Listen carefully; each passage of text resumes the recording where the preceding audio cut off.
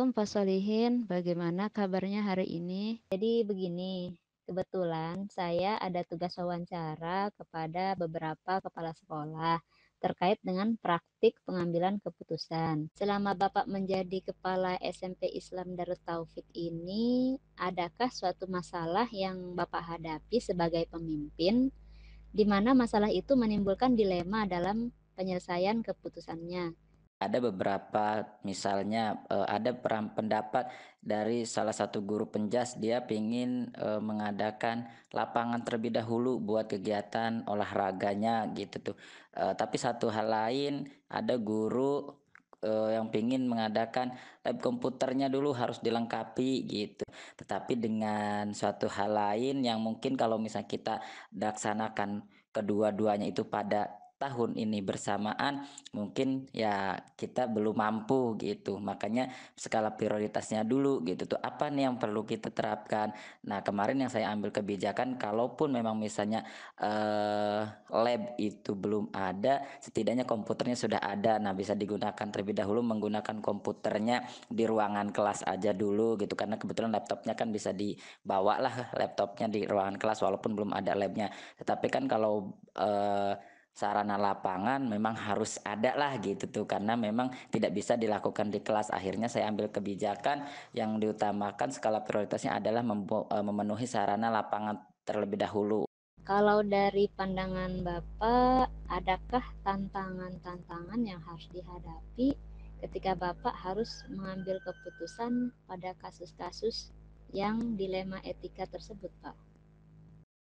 Ya, tantangannya kita harus, bagaimana caranya, apa ya, memenuhi semua yang sudah diusulkan itu supaya terpenuhi lah gitu tuh. Walaupun memang tadi itu, kembali lagi, kita harus melakukannya secara bertahap, tidak bisa secara bersama-sama sekaligus gitu. Kalau dalam penyelesaian kasus dilema etika itu sendiri, apakah Bapak memiliki sebuah aturan atau jadwal tertentu tidak gitu? Maksudnya, apakah Bapak langsung menyelesaikannya di tempat atau memiliki sebuah jadwal untuk menyelesaikannya? Selama ini sih melakukannya kondisional saja, gimana di lapangannya saja gitu. Kalau memang misalnya bisa diselesaikan pada hari itu juga ya mungkin langsung diselesaikan. Tapi kalau misalnya sekiranya ada hal-hal yang perlu dipertimbangkan ya berarti kita harus menentukan jadwal kira-kira atau mempertimbangkan itu seperti apa gitu. Itu tergantung dari bagaimana kasus yang dihadapinya.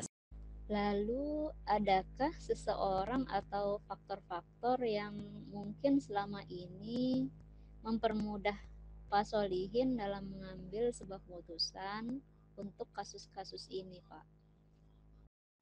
Tentu ada. Selama ini setiap, keputusan yang akan saya ambil selalu itu berkoordinasi dengan pihak yayasan.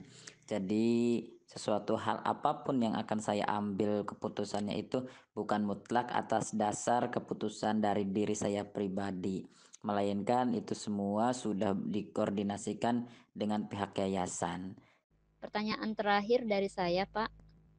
Dari semua hal yang telah Bapak sampaikan tadi, pembelajaran apa yang dapat Bapak petik dari pengalaman Bapak dalam mengambil keputusan atas sebuah masalah yang menimbulkan dilema etika seperti ini? Pelajaran penting yang mungkin dapat saya ambil dalam menghadapi sebuah keputusan yang dilema itu adalah bagaimana kita seorang pemimpin harus bisa menjaga, tetap harus, sama-sama dengan guru, harus bisa menjelaskan juga kepada guru-guru ketika pendapat terbaiknya itu belum bisa terrealisasikan, tetapi bagaimana kita harus menguatkan. Insya Allah semuanya itu akan, terrealisasilah pendapat-pendapat atau usulan-usulan dari masing-masing, guru itu, gitu. Baik, Pak Solihin, terima kasih banyak atas waktunya dan kesediaannya dalam menjadi narasumber wawancara saya hari ini. Jadi begini Pak, kebetulan saya ada tugas untuk mewawancarai beberapa kepala sekolah terkait dengan praktik pengambilan keputusan. Selama Bapak menjadi kepala SMPN 1 Gunung Sari ini, Adakah suatu masalah yang Bapak hadapi sebagai pemimpin, di mana masalah itu menimbulkan dilema dalam penyelesaiannya? Apabila ada, boleh tidak Bapak menceritakannya kepada saya, beserta cara Bapak menyelesaikan masalah tersebut? Baik, Bu Zubeda, sebagai CGP ya. Dari pertanyaan yang diajukan tadi terkait persoalan apakah ada masalah atau tidak selama kepemimpinan yang diemban di SMP Negeri 1 Gunung Sari. Ya, mungkin kita urai dari hal-hal yang lebih sederhana dulu, terutama hubungan eratnya dengan persoalan siswa. Pada saat awal-awal ya kita rasakan tidak sedikit beberapa peserta didik kita yang masih belum bisa beradaptasi dengan kondisi pembelajaran tatap muka yang sebelumnya mungkin sudah begitu larut lama ya peserta didik kita mengikuti pembelajaran daring maupun kegiatan pembelajaran tatap muka secara terbatas. Nah, itu masalah yang kita soroti ya sehingga sekolah sangat intens sekali untuk bagaimana memecah problematika hal tersebut. Terlebih pada saat sekolah memutuskan untuk mendisiplinkan siswa ya terutama dari sisi mengurangi kesempatan mereka, waktu mereka untuk berada di luar lingkungan sekolah ya. Ini menjadi persoalan. Di satu sisi kita ingin mendisiplinkan siswa untuk mengurangi tadi persentase ketidakhadiran dalam keikutsertaan pembelajaran, tapi di lain pihak ya ada beberapa stakeholder lain yang merasa tidak mensupport ya sehingga diasumsikan bahwa ini membatasi peserta didik ya untuk bisa melakukan jajanan di luar sekolah. Lantas pada saat itu bagaimana keputusan yang Bapak ambil? Ya keputusan yang sekolah ambil untuk siswa betul-betul beradaptasi dengan baik ya dari transisi peralihan pembelajaran, tetapi keinginan sekolah tetap mereka bisa berdisiplin dengan baik ya. Yang pertama tentu memberikan edukasi dan pembinaan secara intens kepada para peserta didik, baik melalui kepala sekolah langsung maupun melalui para wali kelas dan guru mata pelajaran yang sebelumnya sudah dilakukan pembinaan oleh kepala sekolah. Yang keduanya tentu dengan mengundang orang tua siswa untuk menyampaikan sosialisasi terkait peralihan pola pembelajaran dan moda pembelajaran yang dilakukan oleh pihak sekolah, terlebih perubahan hari kerja ya di mana hari belajar siswa di setiap pekannya yang semula mungkin 6 hari menjadi 5 hari ini juga disampaikan melalui kegiatan sosialisasi orang tua dengan maksud dan tujuan para orang tua betul-betul bisa mengetahui akan kondisi dan situasi peralihan dan perubahan ini ya. Tapi di satu sisi kedisiplinan siswa dalam mengikuti pembelajaran juga bisa diikuti dengan baik gitu. Oke Pak, jadi begini Pak, dalam modul yang saya pelajari ada 2 jenis dilema, yaitu dilema etika dan bujukan moral. Dilema etika itu merupakan kebenaran lawan kebenaran, sedangkan bujukan moral adalah kebenaran lawan kesalahan. Bagaimana Bapak melihat atau mengidentifikasi masalah itu, kriteria yang termasuk dilema etika sama bujukan moral itu seperti apa Pak?